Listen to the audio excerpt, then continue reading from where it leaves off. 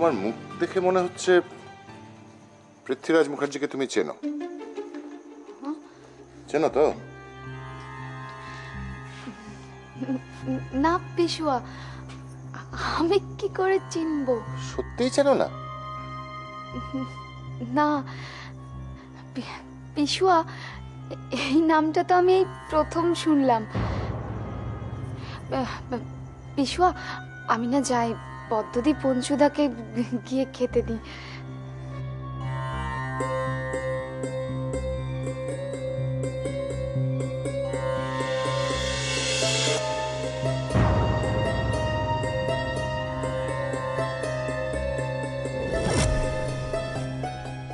না বললো, কিন্তু বলার আগে ভাবলেও তো কিছুক্ষণ। একটা কিছু সন্দেহ করছে বলে মনে হলো। ওর মুখ বলছে নামটা ওর ভীষণ চেনা। আমার দেরি হয়ে যাচ্ছে, আমি অ্যাকচুয়ালি একটা কথা বলতে এসেছিলাম। কি হয়েছে রে অনু? না না বাবা, সেরকম কিছু হয়নি।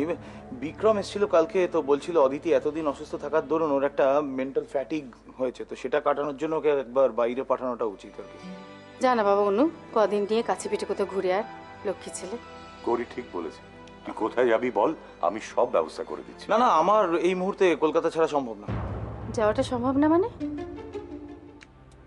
আচ্ছা তোর বউ অসুস্থ, তাকে নিয়ে তুই চেঞ্জে যাবি আর বলে দিচ্ছিস সম্ভব নয়? সত্যি বলছি মা, আমার যা কাজের চাপ, এখন আমার বেড়াতে যাওয়া সম্ভব নয়। দেখুন সবাই বাড়িতে আনন্দ করছে, ফুর্তি করছে, আর উনি মুখটা হাঁড়ি করে ঘুরে বেড়াচ্ছে।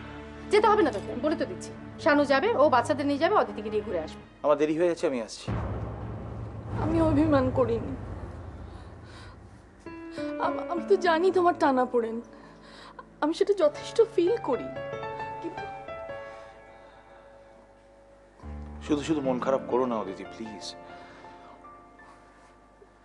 তোমাকে তো চেঞ্জে যেতে হবেই, তাই না? আমি নিজে সব ব্যবস্থা করে দেবো, তুমি কিচ্ছু চিন্তা করো না। আর শানু তো যাচ্ছি, ও সব সামলে নেবে, আমি তো বললাম। বাচ্চাদের একা একা কোথাও ছাড়বে না, বুঝেছো? সারাক্ষণ চোখে চোখে রাখবে। না না, সেটা নিয়ে তোমাকে টেনশন করতে হবে না। তাছাড়া নন্দিনী তো যাচ্ছে। নন্দিনী?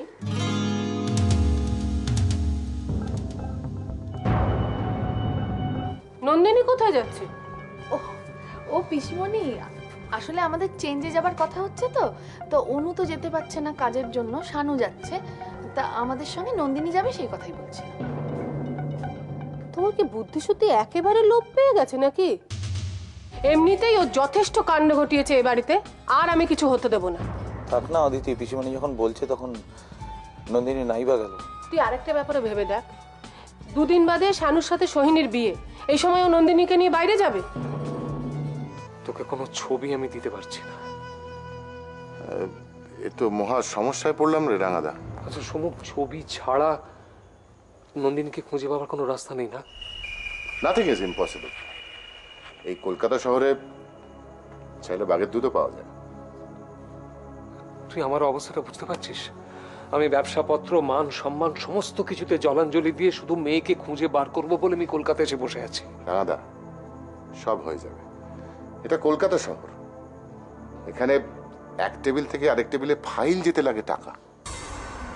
টাকা টাকা টাকা আমি দিচ্ছি তোকে 50,000 টাকা আমি তোকে দিচ্ছি, তুই দাঁড়া। ভবতোষ ব্যানার্জি বলছি। হ্যাঁ বলুন। অদিতি স্বাস্থ্যের কারণে চেঞ্জে যাচ্ছে, সঙ্গে ওই নার্স মেয়েটিও যাচ্ছে, নন্দিনী। নন্দিনীও যাচ্ছে? তোমাকেও ওদের সঙ্গে যেতে হবে। আমি গিয়ে কি করব? তোমাকে যেতে হবে যাতে নন্দিনী ওখান থেকে আর ফিরে না আসতে পারে। ওকে মেরে ফেলো সমর, জাস্ট মেরে ফেলো। নন্দিনীকে মেরে ফেলো? পিসুয়া,